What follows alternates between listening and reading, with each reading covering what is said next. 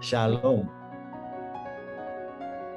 Shalom, selamat hari Sabat, saudara-saudara umat Tuhan di Jemaat Tanjung Anom. Terima kasih atas undangan Pendeta Dale dan juga perkenalan. Wah, sangat detail sekali. Pendeta Dale ini sudah lama kami bersahabat, banyak proyek-proyek yang kami jalankan bersama, walaupun yang lain sudah tidak aktif ya Pendeta Dale. Kami memulai itu majalah untuk pendeta-pendeta, berjalan untuk beberapa lama, tapi karena sudah kurang penulis, ya sudah tidak berjalan lagi. Tapi luar biasa, pendeta Jemaat Tanjung Anom ini adalah seorang pendeta yang energetik, inovatif. Memang Pak, ketika Pendeta Dale hubungi, kami masih dalam perjalanan untuk ke Manado, karena sudah beberapa tahun belum bisa datang ke Manado. Dan kami rasa ini adalah waktu yang paling tepat dan agak murah. Walaupun istri saya yang orang Filipina harus membuat visa untuk masuk Indonesia. Visa harganya 3 juta, saudara. Jadi istri saya mau masuk Indonesia harus keluar uang. Lebih mahal dari visa Amerika. Tapi begitulah keadaan pandemik seperti ini. Dan ketika Pendeta Dale menghubungi saya sebenarnya ada appointment juga untuk berkhotbah di sekolah anak saya. Tapi saya sudah saya rekam tadi malam dan saya sudah kirim subuh-subuh tadi supaya saya bisa live dengan saudara-saudara di Tanjung Anom. Kalau saya tidak salah, saya sudah pernah ke Jemaat Tanjung Anom untuk saya sudah lupa kalau itu mungkin acara pernikahan dari adik saya di Jemaat Tanjung Anom kalau in Surabaya. Saya sudah lupa. Ya. Tapi itu beberapa tahun yang lalu, saya juga sudah tidak terlalu ingat. Tapi sangat senang. Dan pada hari Sabat ini izinkan saya untuk men-share PowerPoint saya ya.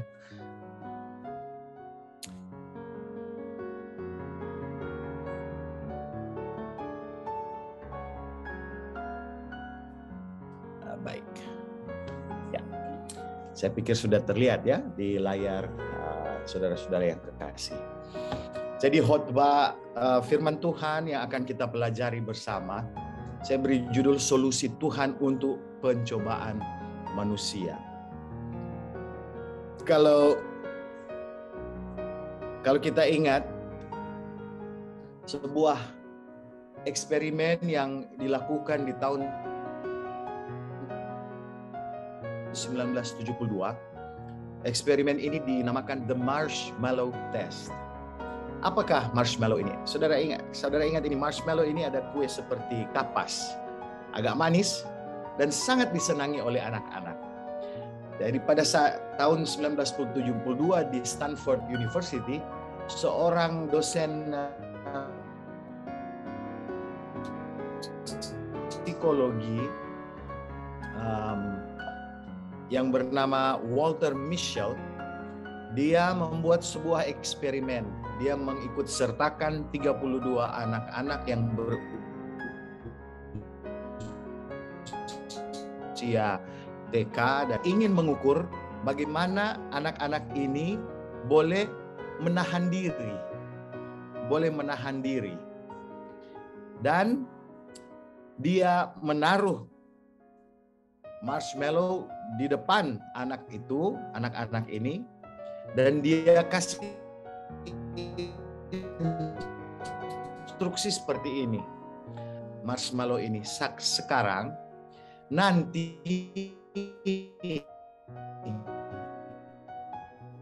kamu boleh dapat 2 marshmallow yang kau dapat. Jadi dia akan tinggalkan mereka di dalam sebuah ruangan yang tertutup dan dia akan tunggu 15-20 menit dan akan kembali untuk melihat hasil dari anak-anak ini. Apakah mereka bisa menahan diri atau akan langsung memakan marshmallow tersebut. Dan dia dapati bahwa Anak-anak yang pada saat itu bisa menunda kesenangan, untuk menunda kesenangan supaya langsung merasakan makanan yang enak. Kalau mereka bisa menunda untuk menunggu, itu akan berhasil dalam kehidupan. Dia mengikuti mereka beberapa belas puluh tahun kemudian, dan dia dapati mereka lebih sukses di dalam bidang pendidikan, di dalam bidang perilaku, dan ini studi ini telah direplikasi, telah dicoba untuk diulang di dalam beberapa kesempatan di universitas-universitas lain, dan hasilnya tidak banyak berbeda. Bahwa orang-orang yang bisa menahan diri terhadap sebuah tantangan, sebuah bujukan di hadapan mereka, mereka bisa berhasil. Saya dapat bayangkan anak-anak yang disuguhkan marshmallow itu. Mungkin kalau saya disuguhkan es krim stroberi, wah itu saya suka sekali. Mungkin kalau anak-anak itu sementara disuguhkan es krim, mereka melihat 15 menit mereka sudah pikir-pikir, aduh ini es krim pasti enak. Kalau dia tidak menahan diri, dia sudah habiskan. Jadi tantangan yang diberikan kepada anak-anak ini menunjukkan bahwa self-control membuahkan hasil dalam pendidikan anak-anak tersebut ketika mereka beranjak dewasa, dan dengan kelakuan perilaku mereka. Pada hari Sabat ini, saudara-saudara yang kekasih, kita akan belajar dari buku Yakobus. Terlebih khusus Yakobus pasalnya yang pertama. Di bagian awal dari ayat-ayat di awal dari Yakobus 1 ini menuliskan bagaimana manusia dapat menghadapi pencobaan. Tapi mungkin kita lihat dulu latar belakang penulisan dari buku Yakobus, surat Yakobus ini. Nah, kita tahu bersama bahwa Yakobus memperkenalkan diri sebagai servant of God, sebagai seorang hamba Tuhan. Dan banyak komentator Alkitab setuju bahwa Yakobus ini adalah saudara dari Yesus, salah satu adik dari Yesus. Dan Yakobus merupakan salah satu dari ketua jemaat di Jemaat Yerusalem. Dan tulisannya surat Yakobus ini dialamatkan untuk bangsa Yahudi yang berada di diaspora. Tema utama dari buku Yakobus adalah mereka yang menamakan diri pengikut Yesus, hidup mereka harus berbuah. Bahwa orang percaya harus hidup sesuai dengan iman. Jadi di dalam pasal 1 ini kita akan lihat sesudah dia menyapa umat-umat Tuhan yang terpencar di diaspora, dia kemudian memfokus bahwa ada pencobaan-pencobaan di dalam kehidupan. Dan kadang-kadang pencobaan yang dihadapi oleh manusia banyak kali sangat susah, seakan-akan mereka tidak mampu, tidak sanggup untuk melewati pencobaan tersebut. Namun Yakobus mengatakan bahwa ada jalan keluar, ada cara untuk mengalami kegembiraan ketika melewati pencobaan-pencobaan tersebut. Jikalau kita bisa melewati pencobaan-pencobaan itu. Sesudah dia berbicara tentang pencobaan, dia tiba-tiba merubah arah. Ya. Dari pencobaan, dia dari trials, ya, pencobaan ringan, kemudian dia switch ke jadi pencobaan yang dimana kita tergoda, dicobai. Nah, ini ada kutipan di sini. Masalah-masalah hidup, trials, tantangan-tantangan hidup membangun kita. Pencobaan-pencobaan kita bisa saja salah arah, Tetapi Tuhan memberkati kita dan mahkota kehidupan menunggu kita. Jadi ketika kita menghadapi pencobaan, Yakobus mengatakan bahwa kita menghadapi hal-hal berat di dalam kehidupan. Karena kadang-kadang setan ini tidak fair ya. Kalau dia sementara bertempur dengan kita, dia tidak fair. Kalau kita lihat di tinju kan, ketika dua-dua sementara sparring, dua-dua dalam keadaan berdiri. Kalau ada yang jatuh sudah tidak boleh dipukul lagi. Tapi setan ketika dia sparring dengan manusia, dia tidak face to face. Dia akan pukul kita walaupun kita sudah jatuh terpuruk. Itulah setan.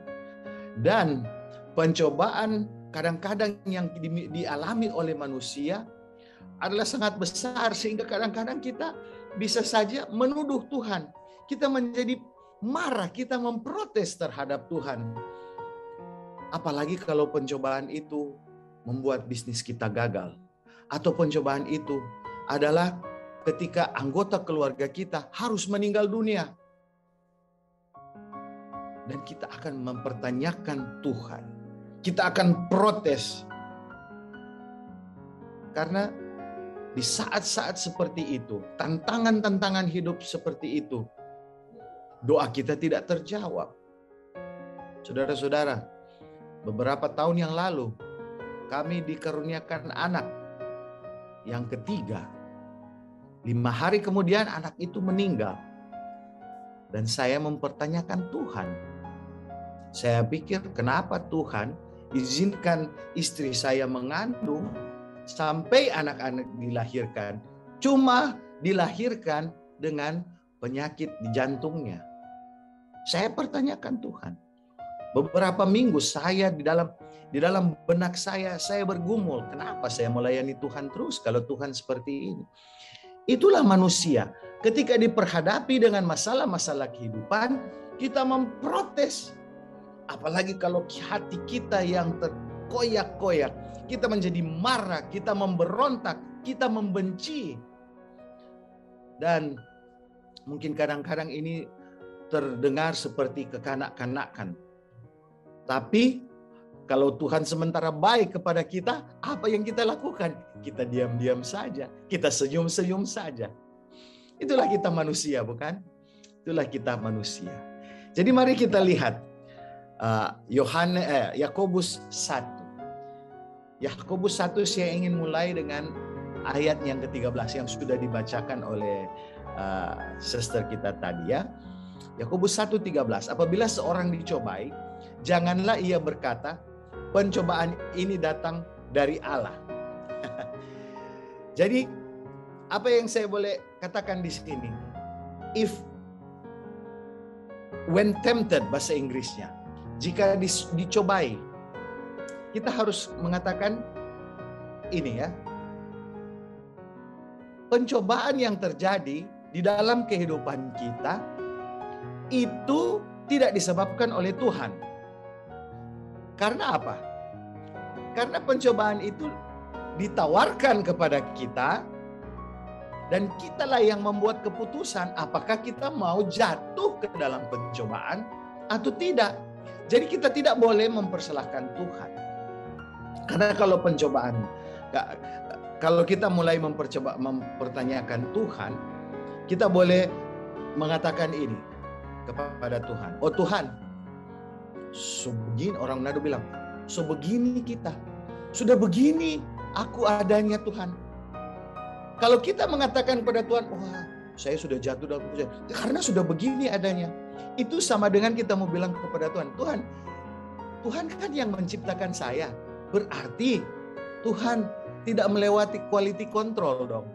Karena saya jatuh dalam pencobaan. Kita bisa mempersalahkan Tuhan dengan cara seperti itu. Cara berikutnya adalah begini. Tuhan, saya jatuh dalam pencobaan karena keadaan di sekitar saya memaksa saya untuk jatuh dalam pencobaan. Kita juga kembali menuduh Tuhan karena Tuhan yang mengizinkan masalah segala sesuatu di sekitar kita, sehingga terpaksa kita harus jatuh dalam pencobaan. Tapi kita lihat di ayat ini, jelas Yakobus mengatakan, sebab Allah tidak dapat dicobai oleh yang jahat, dan ia sendiri tidak mencobai siapapun. Jadi sangat jelas di ayat 13 ini, bahwa Tuhan, dia bukan sumber dari pencobaan. Kedua, dia tidak dapat dicobai, dan dia sendiri tidak dapat mencobai siapapun. Rasul Paulus di dalam Roma pasal 6 mengatakan bahwa and the wages of sin, dan upah dosa ialah maut. Upah dosa menjadi maut kalau kita tidak mau menerima Injil keselamatan. Tetapi kalau kita mau menerima hadiah keselamatan itu, maka kita boleh menerima hidup kekal yang Tuhan janjikan. Lalu kita lihat ayat 14. Tetapi tiap-tiap orang dicobai oleh keinginannya sendiri, karena ia diseret dan dipikat olehnya. Bahasa Inggris ini keinginannya adalah desire. Desire ini berasal dari bahasa asli, ya, yang berarti untuk to greatly desire or to have something. Dia suka sekali untuk memiliki sesuatu. Itulah pencobaan-pencobaan yang kita hadapi biasanya karena ada sesuatu yang memikat kita, sehingga itu akan menyeret kita untuk jatuh dalam pencobaan tersebut. Dan ayat 15 Yakobus lanjut, dan apabila keinginan itu telah dibuahi, maka ia melahirkan dosa. Dan apabila dosa itu sudah matang, itu melahirkan maut. Sehingga amaran Yakobus ayat 16, saudara-saudara yang kukasihi, janganlah sesat. Ya, sebab setiap pemberian, gift, ya, gift di dalam hal ini mengacu kepada apa yang kita sering dengar di dunia medis. Gift yang dimaksudkan Yakobus adalah dosis. Dosis adalah memberi sesuatu yang berharga. Sehingga dosis obat yang diberikan oleh dokter adalah sesuatu yang sangat berharga yang dapat menyambung kehidupan kita. Inilah gift yang dimaksud oleh Yakobus. Jadi Yakobus bilang setiap pemberian yang baik dan setiap anugerah yang sempurna datang dari mana? Datang dari atas. Diturunkan dari Bapa segala terang, dan padanya tidak ada perubahan atau bayangan karena pertukaran. Dan akhirnya atas kehendaknya sendiri, ia telah menjadikan kita oleh firman kebenaran, supaya kita pada tingkat yang tertentu menjadi anak sulung, menjadi firstborn di antara semua ciptaannya. Jadi, saudara-saudaraku yang kekasih, di dalam ayat ini kita akan kembali lagi nanti ya, kita akan membahas semua. Tapi di dalam rangkaian ayat dari 13 sampai 18, kita boleh simpulkan ada 3 poin inti tentang pencobaan, yaitu kita dapati tentang poin sumber pencobaan, kita dapati juga tentang sumber bujukan pencobaan itu, dan kita dapati solusi untuk pencobaan. Dan kita akan pelajari satu persatu 3 poin ini, ya. Oke, jadi kita mulai dengan sumber pencobaan. Sumber pencobaan. Kita tahu bersama bahwa ada begitu banyak hal yang dapat mencobai kita di mana saja, bukan? Tetapi saudara dan saya tidak bisa memilih untuk hidup di dunia yang tidak ada pencobaan, karena kita sudah jatuh dalam dosa, bukan? Tetapi di satu sisi kita juga tidak boleh menuduh dunia ini, karena kita lihat bahwa selalu ada gap ya antara stimulus dan respons dari stimulus itu. Stimulus itu pencobaan yang ditawarkan, dan respons yang datang daripada kita. Gap itu adalah choice, pilihan. Karena yang memilih kita. Sehingga Rasul Paulus di 1 Korintus 10 ayat 13 bilang, pencobaan-pencobaan yang kamu alami ialah apa dia? Dia bilang, pencobaan-pencobaan biasa. Rasul Paulus tekankan bahwa itu tidak melebihi kemampuan manusia. Karena di bagian akhir dia bilang, karena Allah itu setia. Dan dia tidak akan membiarkan kamu dicobai melampaui kekuatan. Orang akan katakan, oh pendeta bilang tadi itu sumber pencobaan bukan dari Tuhan. Tapi di sini dia tidak akan membiarkan kamu dicobai. Kembali lagi, saya tekankan, pencobaan bukan berasal dari Tuhan. Tetapi Tuhan izinkan setan untuk menawarkan pencobaan itu. Tapi dia akan rem, tidak akan melebihi kekuatan kita. Dan pada waktu kamu dicobai, Ia akan memberikan jalan keluar sehingga kamu dapat menanggungnya. Tuhan memberikan jalan keluar. Nah, kita akan melihat apa jalan keluar itu yang dinyatakan di dalam ayat ini. Tapi sebelumnya saya ingin bertanya beberapa pertanyaan bagi kita semua.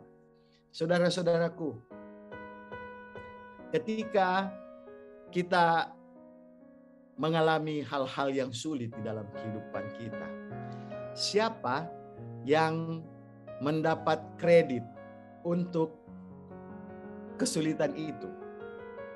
Siapa yang akan kita tuduh untuk kesulitan itu? Kita atau orang lain? Itu saudara jawab sendiri ya. Pertanyaan kedua adalah, siapa yang mempunyai pengaruh paling besar di kehidupan saudara? Pertanyaan ketiga, nasihat siapa yang biasanya saudara turuti lebih dahulu? Nasihat sahabat, nasihat orang tua. Nah, kalau saudara sudah memikirkan jawaban dari pertanyaan-pertanyaan ini, tapi kalau saya mau jawab itu, pertanyaan-pertanyaan ini dengan jujur, saya boleh katakan bahwa walaupun banyak sahabat saya yang memberikan nasihat, orang tua saya yang memberikan nasihat, banyak yang membantu saya di dalam perjalanan kehidupan saya, istri saya, orang tua, bahkan anak-anak saya juga memberikan advice. Banyak juga orang-orang di dalam perjalanan hidup saya yang telah menyakiti saya. Tetapi pada ujungnya, walaupun saya menghadapi semua itu, saya mendengarkan semua nasihat yang pada akhirnya yang akan membuat keputusan untuk hidup saya adalah saya sendiri, bukan orang lain. Jadi, bagi kita manusia, di mana arah kehidupan kita sekarang itu bukan bergantung kepada orang lain, tetapi bergantung kepada diri saya.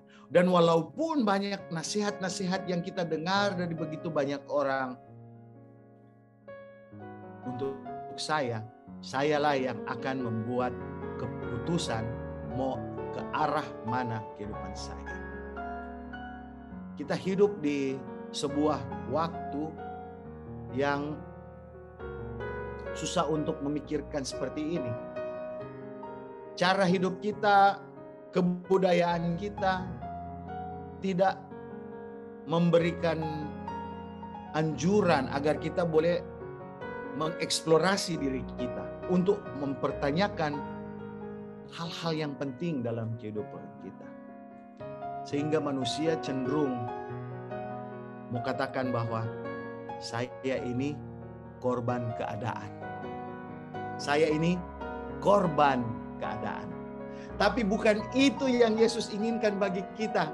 Yesus ingin agar kita menjadi pemenang, bukan menjadi korban.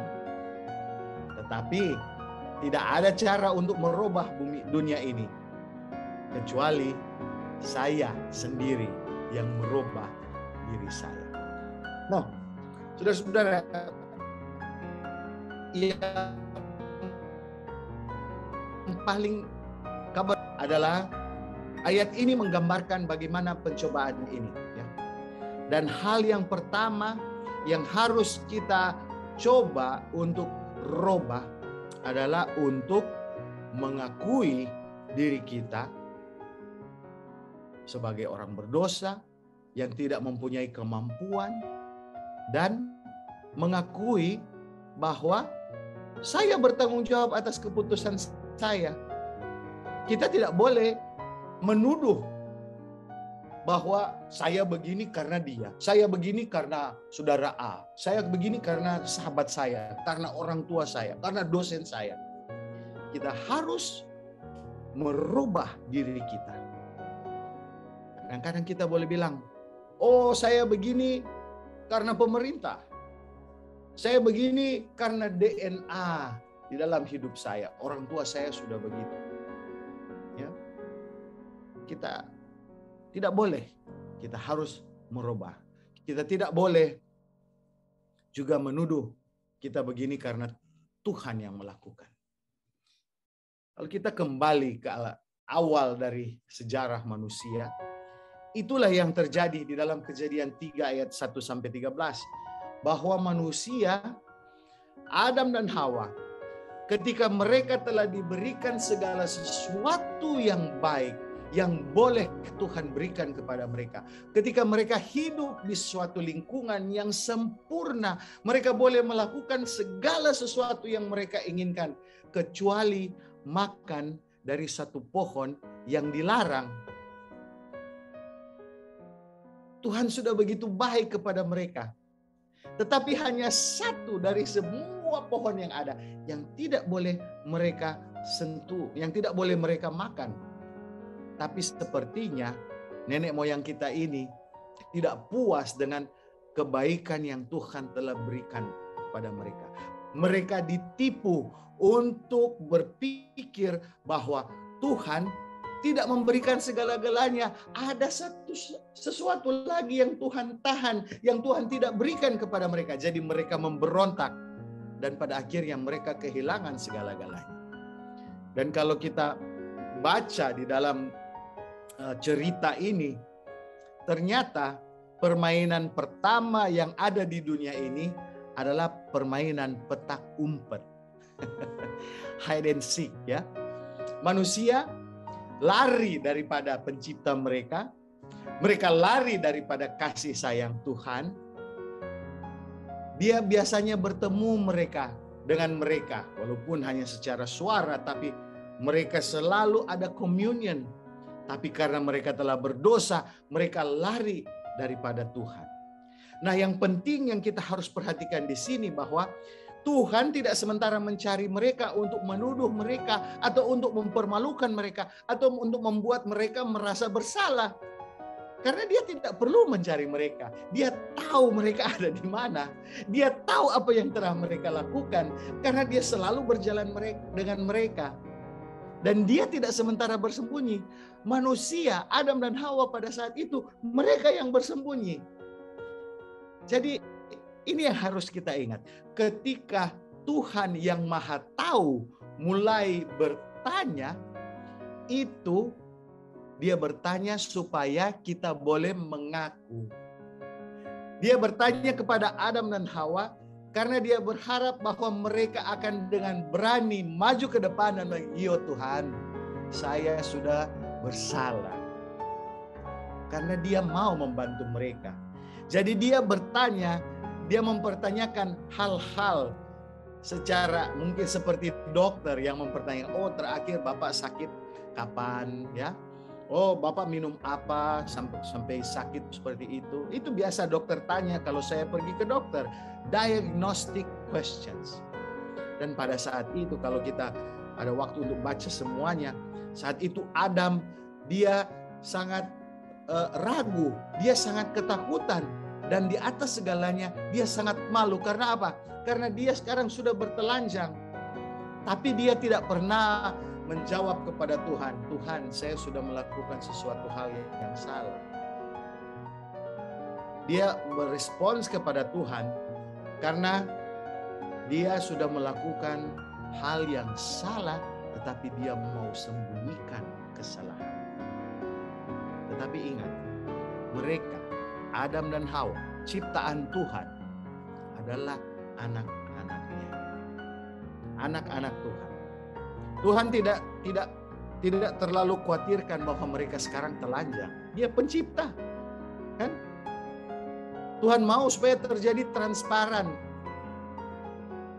Mereka sekarang transparan, mereka merasa vulnerable.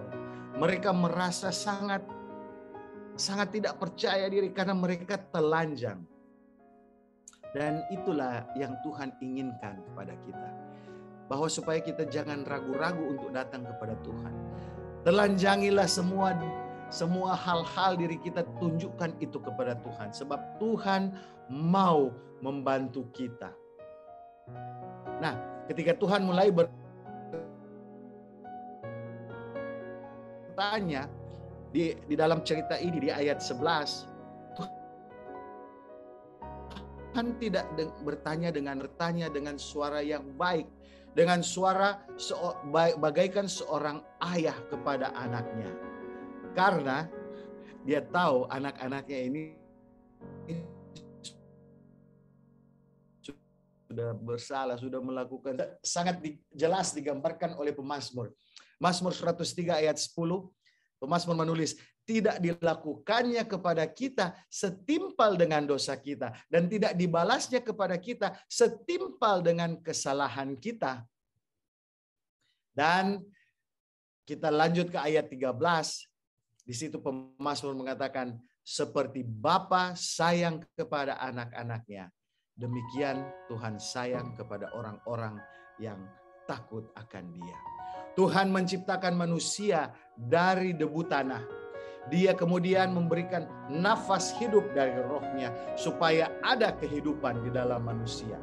Dia tahu kita terbuat dari apa. Dia tahu bahwa kita sangat rentan. Tetapi dia ingin agar kita mau mengungkapkan kepada Tuhan kalau ada sesuatu yang terjadi dalam kehidupan kita. Tetapi kita harus mulai dengan roh suka mengakui. Roh suka mengakui. Allah Bapa sementara mengatakan, di mana sakitnya anakku, supaya saya boleh sembuhkan sakit. Itu yang sementara Tuhan tawarkan kepada kita semua. Tapi banyak kali seperti Adam, kita semua tertipu. Kita seperti ketika ular itu mengatakan kepada Hawa, kalau ada satu hal yang Tuhan belum berikan kepada kalian, Dia tidak mau kalian makan dari pohon pengetahuan baik dan jahat itu, karena kalau kalian makan, kamu akan menjadi seperti Tuhan. Itulah pencobaan dusta pertama yang diberikan oleh setan kepada manusia. Kalau kalian makan, kamu akan menjadi seperti Tuhan. Sehingga pada saat ini kita lihat di Yakobus 1 ayat 13, dia bilang, jangan engkau tertipu. Do not be deceived. Jangan ditipu. Karena ketika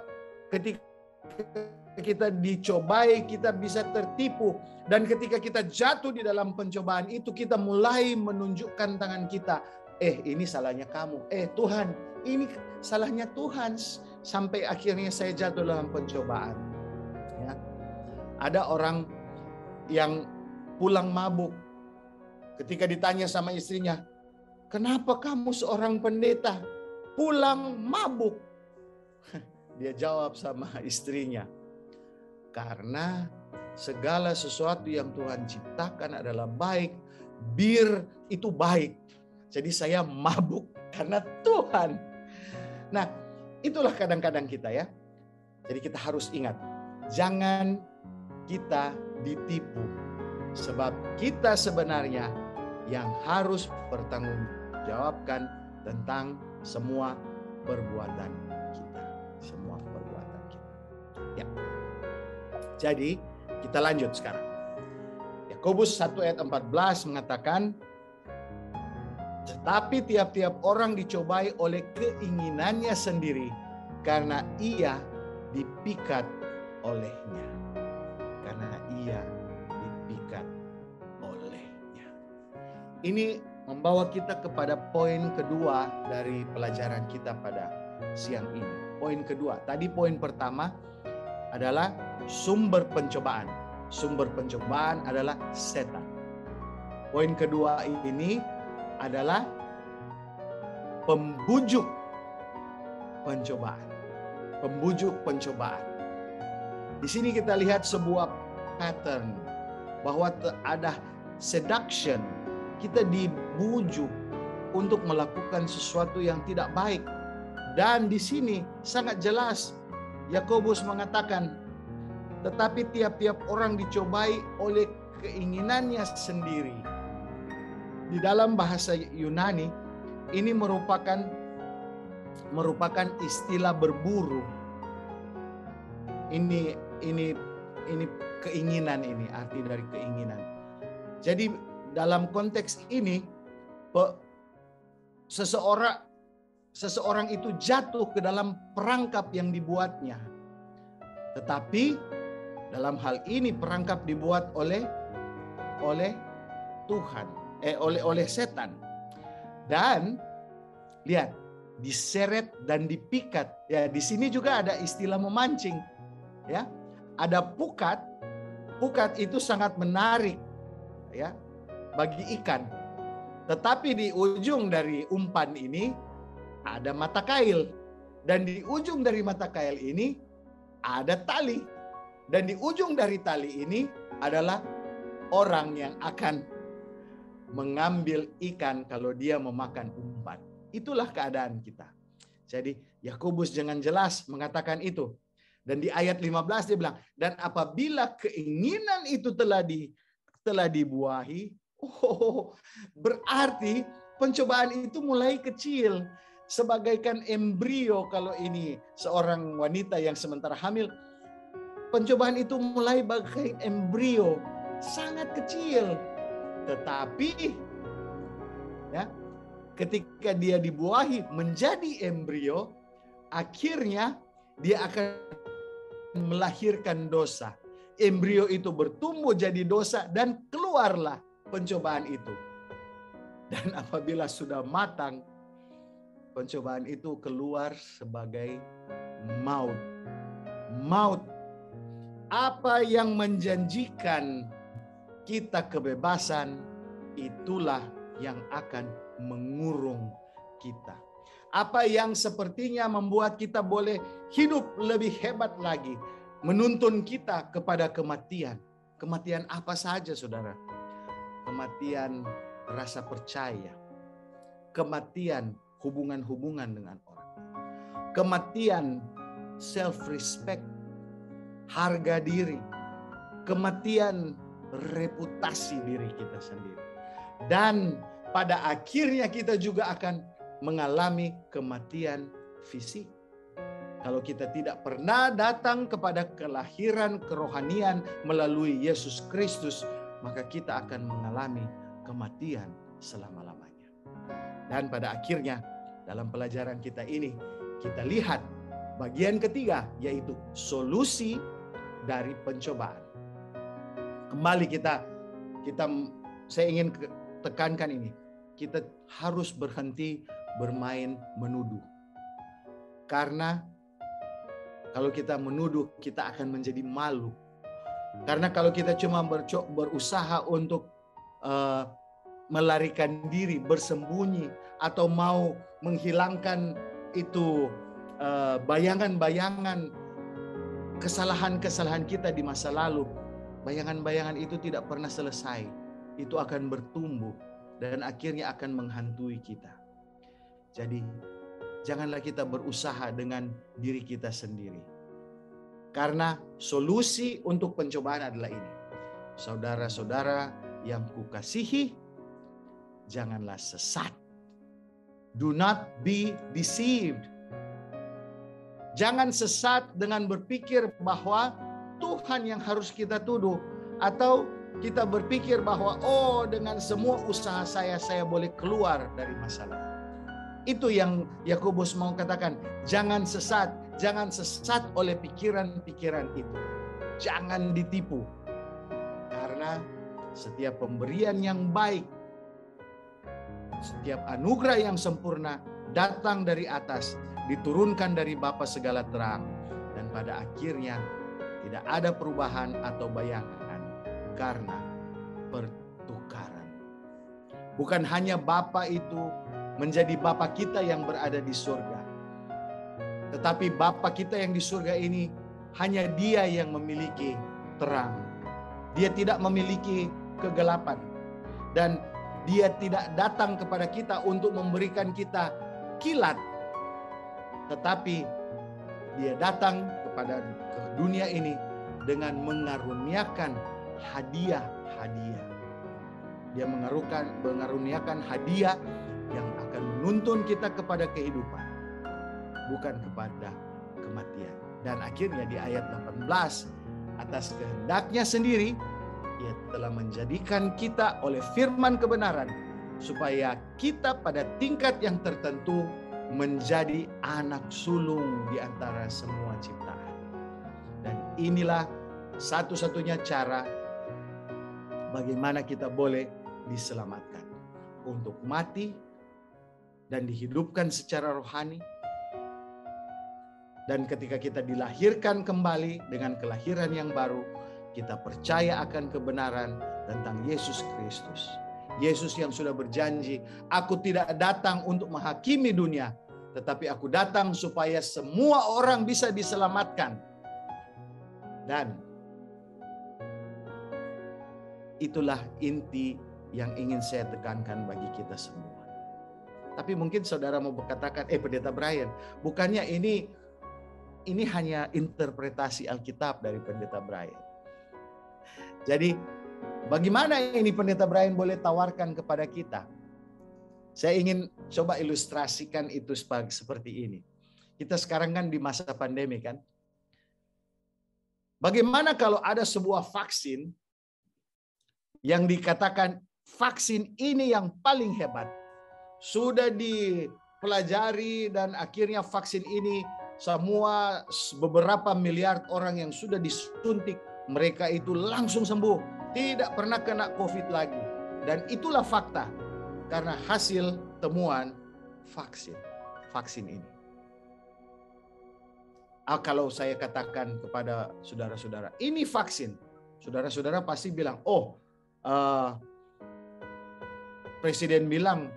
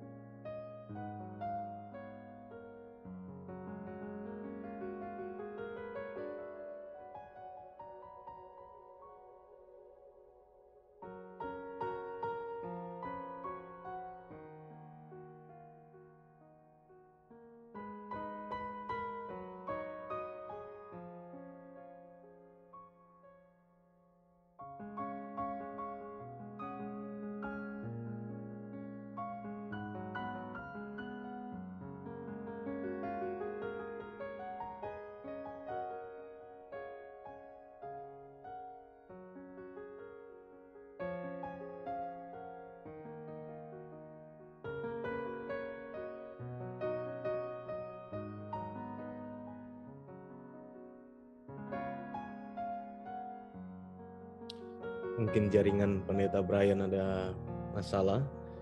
Boleh di-share satu lagu dari host sambil kita tunggu Pendeta Brian masuk lagi.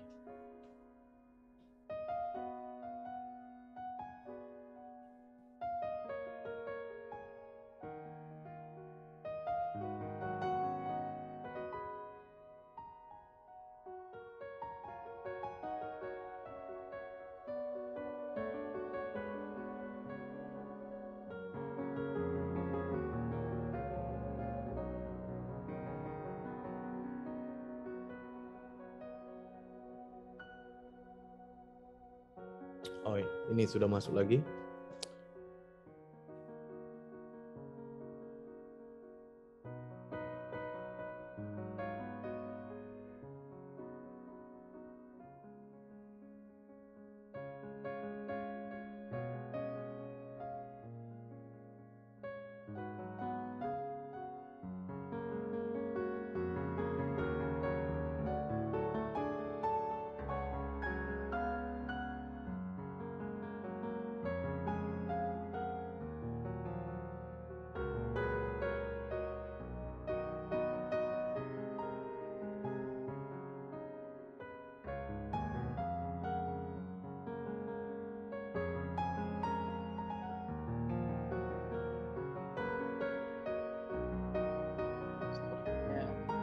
dari surga.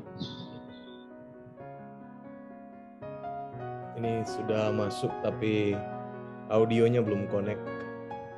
Tunggu sebentar ya.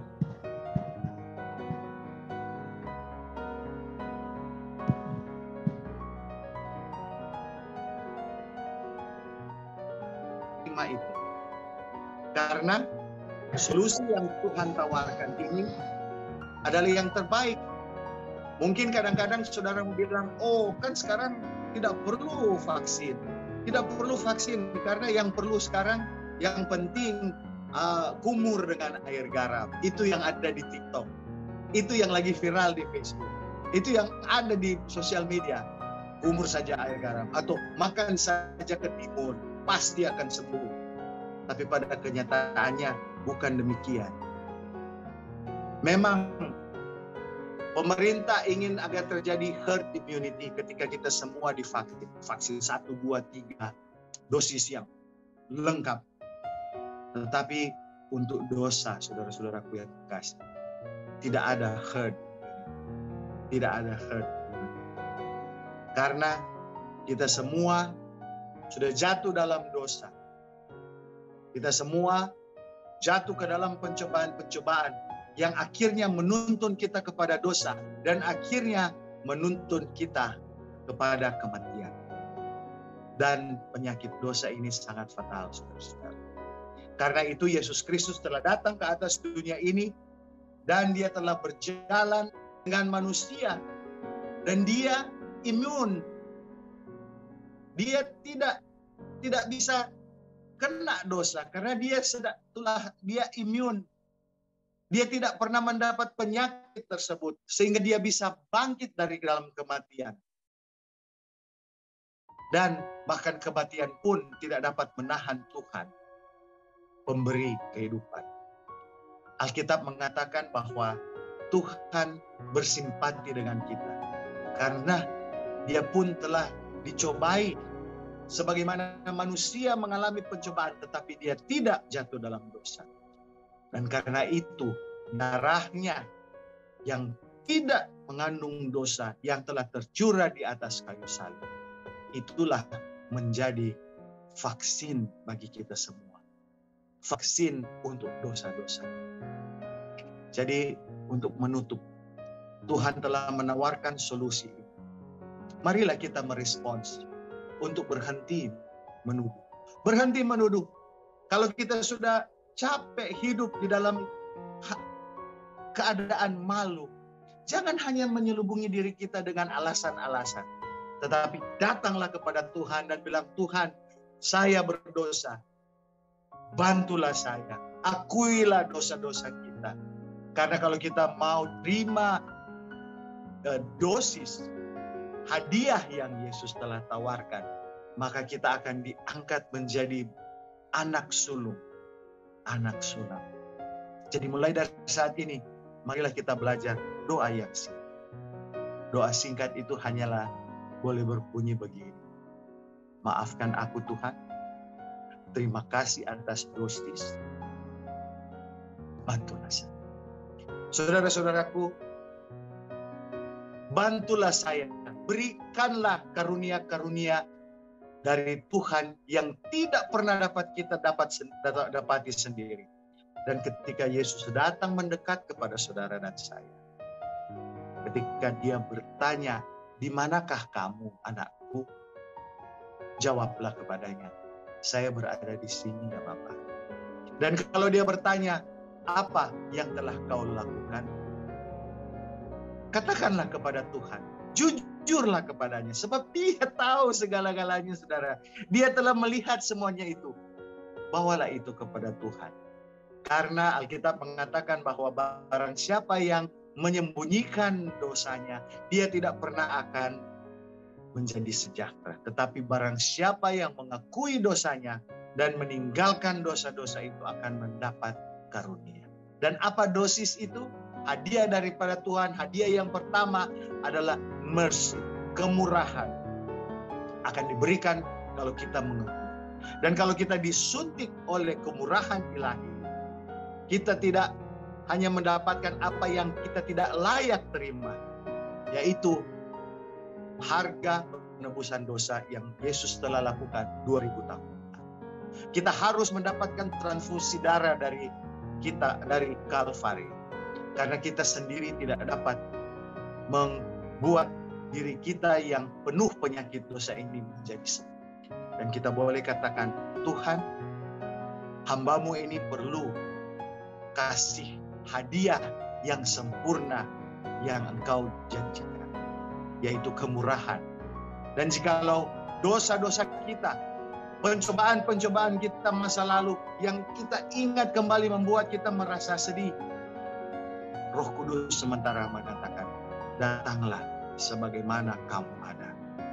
Karena Tuhan yang penuh dengan terang, Dia bukan hanya memberikan dosis karunia-karunia bagimu dan kamu, Dia akan memberikan lebih banyak lagi.